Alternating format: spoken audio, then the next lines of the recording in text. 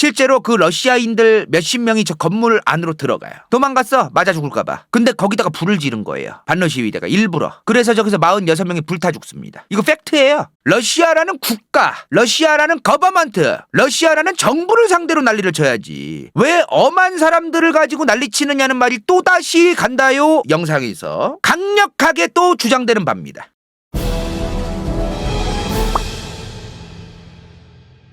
자, 2022년 4월 24일 선거에서 마크롱이 재선에 성공했습니다. 결과 한번 볼까요? 마크롱이 58.54%, 마린 르펜이 41.46%를 받아서 결국엔 마크롱이 당선이 됐습니다. 근데요, 마크롱은 58%가 아니라 원래 27%를 받았던 사람이었습니다. 이게 뭔 개소리야. 프랑스는 결선 투표제를 하는 나라입니다. 자, 결선 투표제가 뭐냐? 지금 여기 보이는 PPT가 2022년 프랑스 대통령 선거 1차 투표 결과예요. 무려 12명이나 대선에 나갔네요. 마크롱이 27.85%, 마린 르펜이 23.15%, 그리고 지금 밑에 장릭 멜랑숑이라는 사람이 21.95%. 발음이 힘들더라, 이 양반. 진짜. 너무 힘들어 진짜. 뭐 그 외 후보들은 이제 7, 4, 4, 3, 2, 2, 1, 0, 0 이렇게 받았네. 자, 여기서 1차 투표에서 만약에 1등한 후보가 50.00001%라도 받으면 2차 결선 투표를 안 합니다. 그냥 거기서 대통령이 되는 거예요. 근데 지금 50% 넘은 사람이 아무도 없잖아. 그러면 1차 투표 결과에서 1등과 2등만 결선 투표를 또 하는 겁니다. 그래서 둘만 결선 투표에 간 거예요. 그래서 마크롱이 58.54, 르펜이 41.46을 받게 된 거죠. 예컨대 2022년 한국 대선에서도 윤석열 후보가 48.6%, 이재명 후보가 47.8%였잖아요. 둘 다 50%가 안 됐네요. 그러면 이제 그 둘만 결선 투표로 또 가는 겁니다. 애초에 결선 투표 제도가 있는 나라는요, 좀 역사적으로 결선 투표 제도가 자주 해왔고 그러다 보니까 후보가 엄청 많아요. 진짜 아까 프랑스처럼 3등 후보가 21%. 우리나라 지금 봐봐. 지금 1등, 2등이 40%가 넘었는데, 물론 이번 대선이 그렇긴 합니다만 3등이 2.4%를 받았잖아요. 근데 결선 투표 제도가 있는 나라들은 이런 결과가 잘 안 나와요. 애초에 1등이 막 30%도 안 넘어 막. 2등도 20%대야. 3등도 20%대. 4등도 그래도 5%가 넘어요 막. 이런 나라들이 좀 많아요. 근데 그거 아세요? 러시아도 결선 투표 제도가 있는 나라입니다. 와, 처음 알았어요. 왜? 한 번도 본 적이 없으니까. 있기는 했던 거지.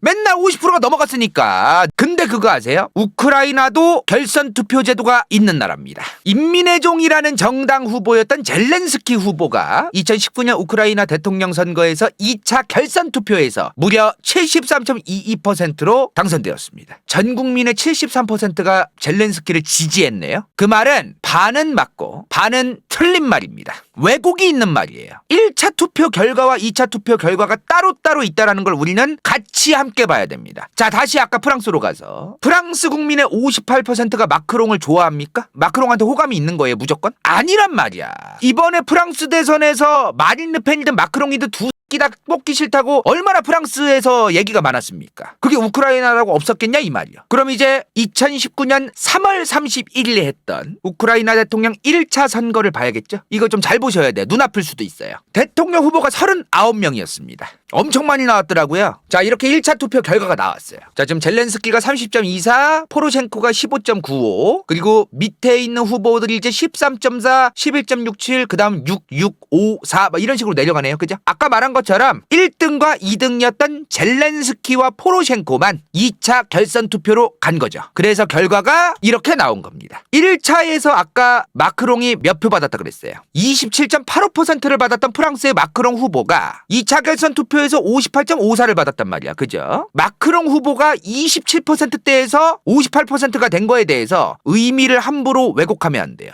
젤렌스키든 마크롱이든 2차에서 이렇게 받은 표는 대부분 저 새끼보단 얘가 낫겠지입니다. 근데 이걸 함부로 만약에 언론이 무려 몇 %의 어마무시한 지지를 받아서 당선되었다, 이러면 그건 왜곡의 시작이에요. 절대 그렇게 얘기하면 안 됩니다. 자, 여기 보면은 네 번째 유리 보이코라는 사람이 보여. 11.67이라고 되어 있네요. 그죠? 누구냐면은 이 사람인데 2014년에 친러 정권이 있었던 거 아시죠? 야누코비치 정부. 이 사람 러시아로 망명 갔잖아. 튀어가지고 못 돌아와. 친러 해가지고 우크라이나에서. 이 사람이 대통령일 때 부총리 했던 사람이에요. 근데 이 사람이 몇 프로 받았댔어? 11.67%를 받았다는 거야.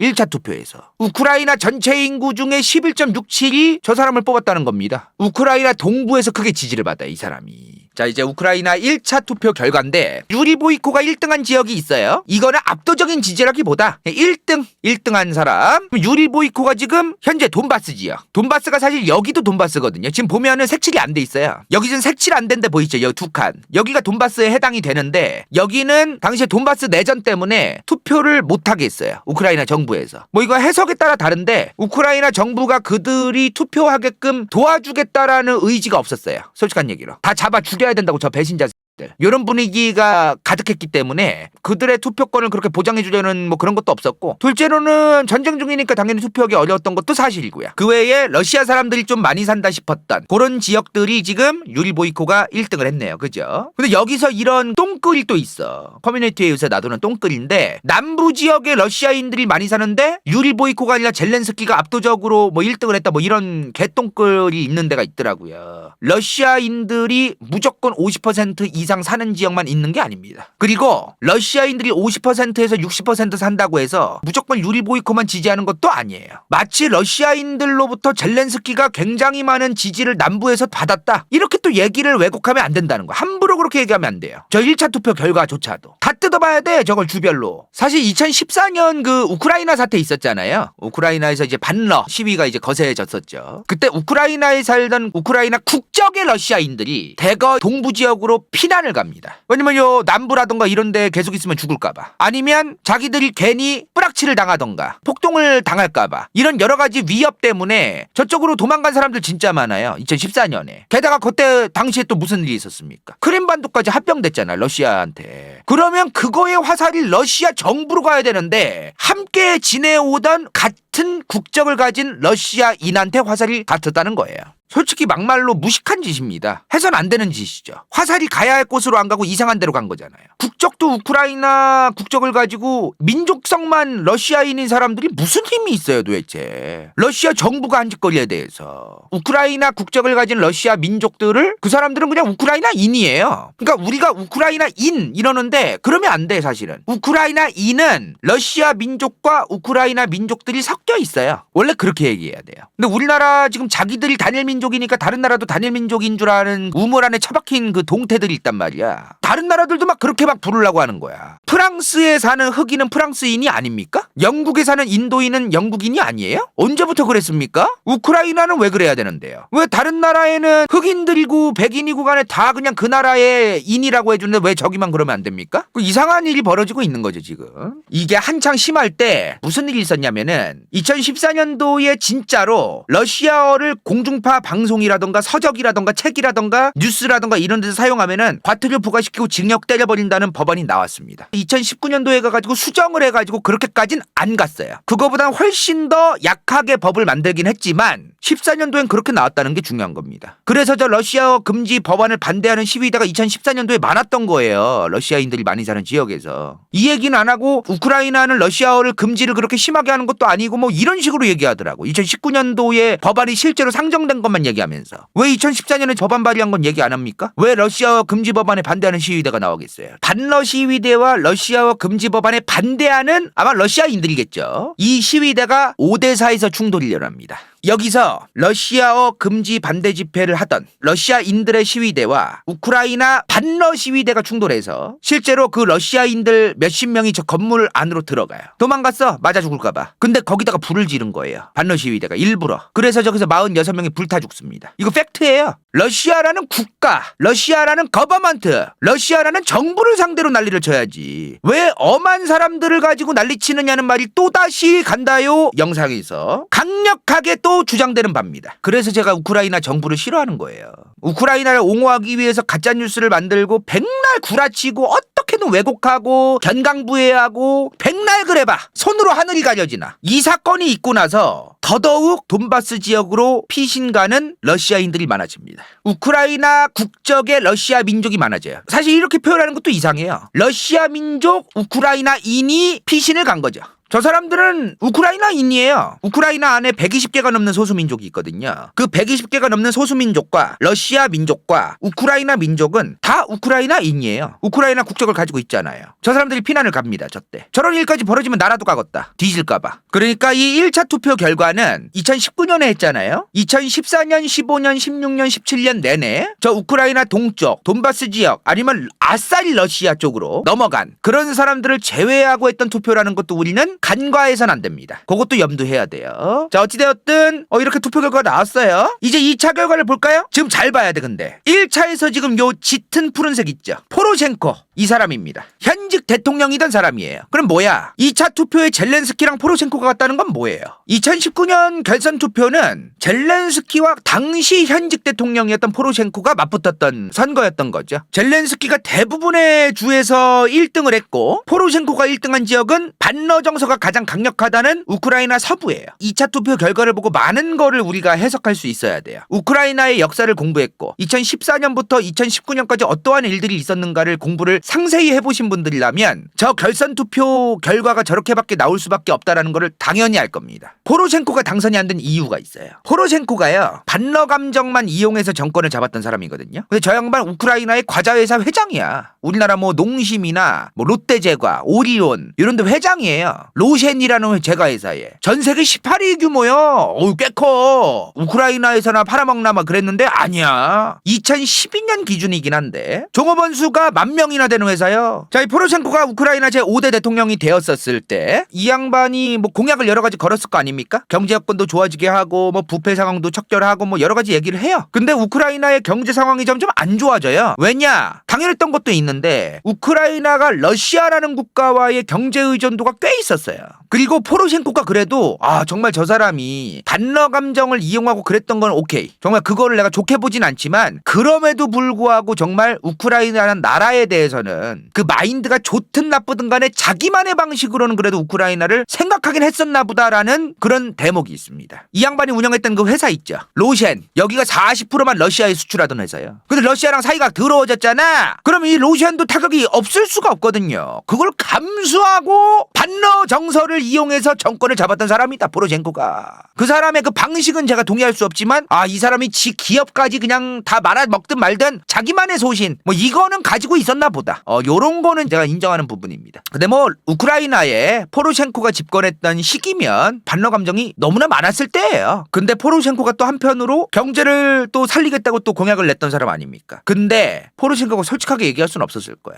국민 여러분, 경제가 좋아지기 위해 노력하고 있습니다. 그러나 우크라이나가 러시아와의 경제적으로 서로 얽혀있던 게 많아가지고 러시아와 사이가 더러워져서 경기가 바로 회복되기는 어려울 것 같습니다. 이걸 좀 솔직하게 얘기를 했으면 더 좋았을지 않았을까 이런 생각도 들어요. 어찌됐든 이 사람이 뭐 정치권의 부패를 제대로 척결했거나 우크라이나의 경제를 살렸거나 그거를 이 사람 혼자서 할 수 있는 일은 아니죠. 별로 뭐 그렇게 성과가 없었어. 이 양반이 정권 잡았을 때. 근데 부패한 정치인들을 드라마에서 총으로 다 싸갈기는 그런 드라마를 제작 투자에 관여하고 주인공까지 했던 사람이 있었어요. 그게 젤렌스키예요. 그 드라마의 제목이 인민의 종이었어요. 그러니까 인민의 어떤 그 신화 좀 이런 의미겠죠. 그것 때문에 이 양반 지지율이 뿜뿜 오른 거예요. 우크라이나 사람들은 본인들 스스로 자기 나라의 정치꾼들이 부패했다는 걸 스스로들 너무나 잘 알고 있어요. 차라리 저 젤렌스키가 그 이전의 정치꾼들보다 나을지도 모르겠다. 이런 생각을 하던 사람이 꽤 많았었다는 겁니다. 엄청 많진 않았어도. 그러니까 젤렌스키가 1차 투표에서 30.24를 받고 포로셴코가 15.95를 받았던 거죠. 더블을 받은 거 아니야 젤렌스키는.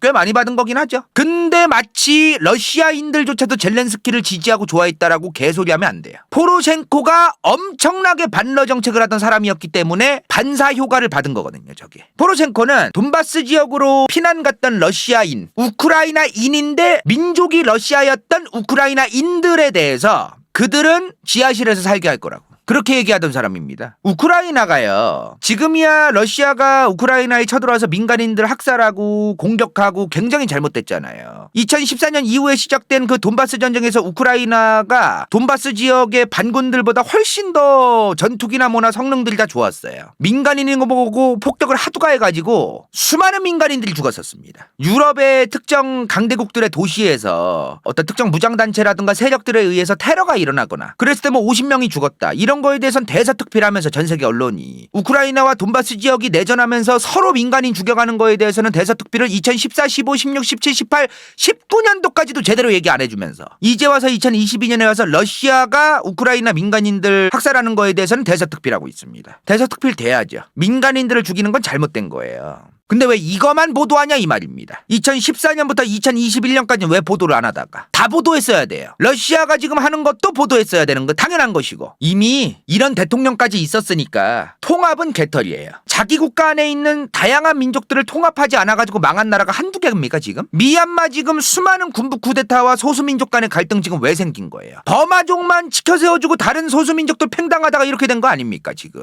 그러면 나라가 통합이 안 되고 나아가지를 못해요. 이미 우크라이나인이지만 러시아 민족인 사람들은 우크라이나라는 국가 그리고 우크라이나라는 정부를 사랑하기가 너무나 어려워졌습니다. 지금 돈바스 지역에 우크라이나인이지만 러시아 민족인 사람들이 돈바스 지역으로 피난 갔을 때만 해도 러시아가 군수물자를 적극적으로 지원해주진 못했어요. 티가 나거든 적극적으로 지원해주면. 땅크 보내주고 무슨 진짜 지대공 미사일 보내주고 이러면 티가 난단 말이야. 그건 선 넘거든요. 그래서 뭐 탄약이나 이제 이런 거나 이제 지원해주고 그럴 수밖에 없었어요. 러시아도. 그러다가 최근 이제 몇 달 전이죠. 2022년 초부터는 러시아가 대놓고 이제 군대가 먹고 싸그리 짝짝 긁어가지고 이제 개입을 하기 시작한 거죠. 지금 2022년에. 그 사이에 우크라이나가 이 독립을 하겠다는 이 돈바스 지역에 민간인이고 뭐고 다 싸갈겨 있었어요. 우크라이나 입장에서는 배가 아플 일인 건 사실이에요. 멀쩡하게 자기들의 영토로서 존재해야 되는 땅이 갑자기 갈라지겠다고 하니 그걸 막기는 막아야겠죠. 민간인까지 싸갈기면서 막으려고 했다는 거예요. 이거는 팩트기 때문에 어떻게 말을 달리할 길이 없습니다. 이건 뭐 옹호를 해주나 마나 뭐 그냥 있었던 일을 얘기하는 거니까. 이때가 포로셴코 대통령 때예요. 그러니까 결선 투표제든 1차 투표 때든 러시아인들 입장에서 우크라이나인이지만 민족은 러시아 민족인 사람들이 이 포로셴코를 지지할 리가 없는 거예요. 당한 게 있는데 그동안 몇 년 동안 돈바스 지역으로 안 간 러시아인들 입장에서도 누가 포로셴코를 좋아하겠습니까? 그러니까 2차 결선 투표 결과가 당연히 포로셴코가 저거밖에 안 나오고 젤렌스키가 저렇게 많이 나올 수밖에 없던 거예요. 근데 이거를 갖다가 러시아인들이 젤렌스키를 지지했고 너무나 좋아했고 이런 식으로 얘기하면 안 된다는 거죠.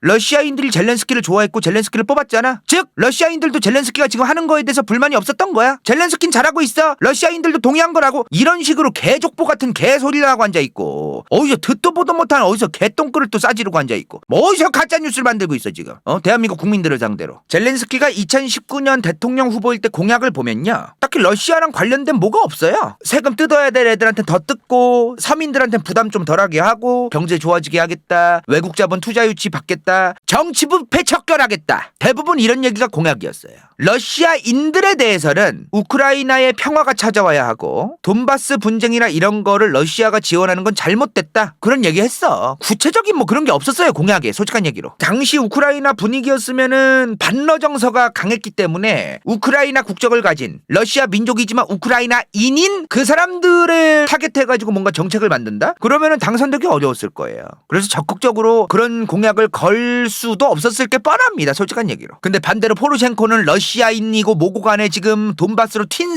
새끼들이고 뭐고 간에 쟤네들은 반란군 새끼들일 뿐이고 다 조져도 상관없고 수십 명 불타 죽든 말든 간에 뭐 이런 식으로 막 분위기를 조장했단 말이야 이 양반이. 그거 누가 도대체 포로셴코를 좋아하겠어요. 선택지는 두 개밖에 없어요. 결선 투표제에서는. 포로셴코 아니면은 젤렌스키예요. 그럼 내가 우크라이나인이지만 러시아 민족이야. 그럼 누가 저 양반을 뽑으려고 하겠어. 선거 제도라던가 이런 거에 대한 기본이 안 돼 있는 상태에서 함부로 논문을 읽으면은 이상한 해석을 하게 돼요. 1차 투표 결과와 2차 투표 결과를 함부로 해석하면 안 됩니다. 지금 실제로 2차 투표 결선 투표 제도에서도 끝까지 포로셴코가 표를 많이 받은 데는 우크라이나의 서부예요. 반러 감정이 가장 강한 지역. 우크라이나인이면서 우크라이나의 국적을 가진 동시에 러시아 민족인 사람들 입장에서는 당연히 포로셴코보단 젤렌스키가 낫다고 볼 수밖에 없는 당시의 상황. 이렇게 2차 결선 투표 결과를 해석하는 게 가장 적절합니다. 마치 러시아인들, 우크라이나의 러시아인들도 젤렌스키를 애초부터 지지했다. 이런 식으로 함부로 해석하면 절대 안 된다. 큰일 날 소리야 그거. 전후맥락 전혀 알지도 못하는 소리야. 개소리야 그거 진짜로. 이재명 후보, 윤석열 후보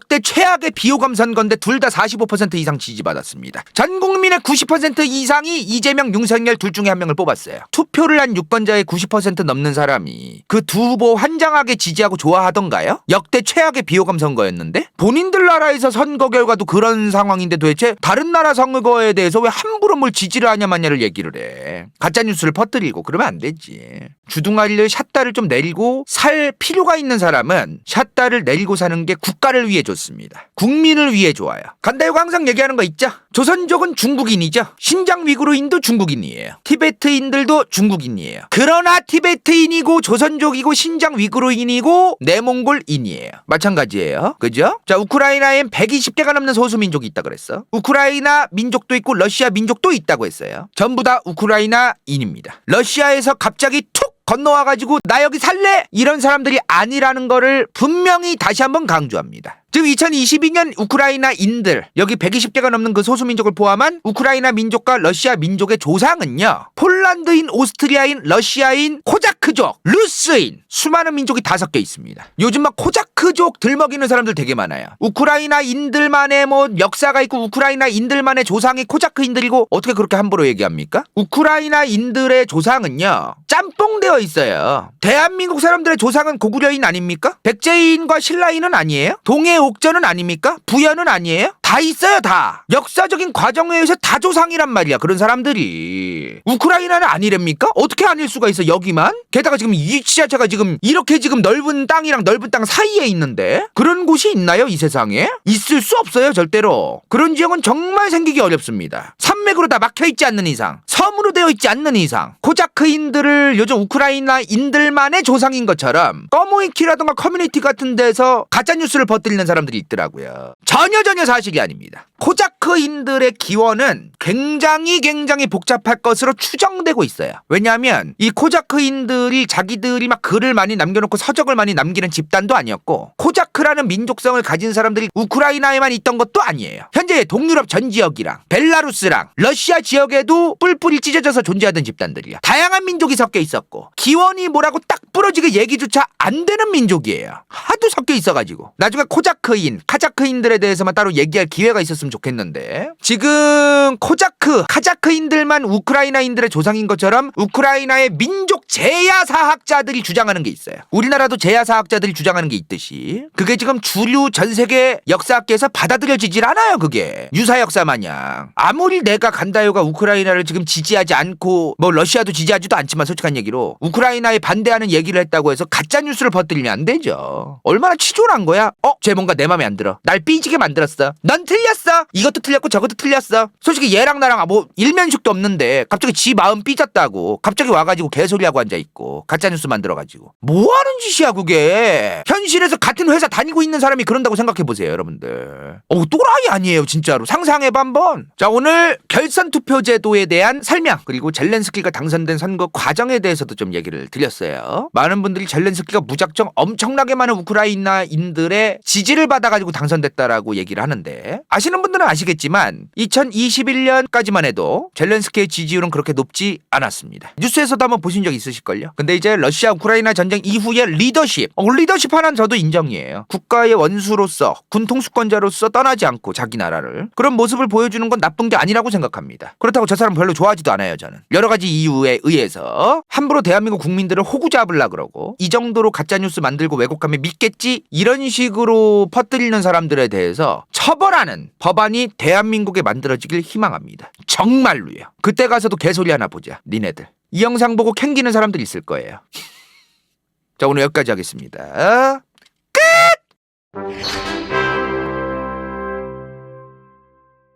이번 영상이 볼만했다면 좋아요와 구독, 재미없었다면 이건 재밌을지도 몰라.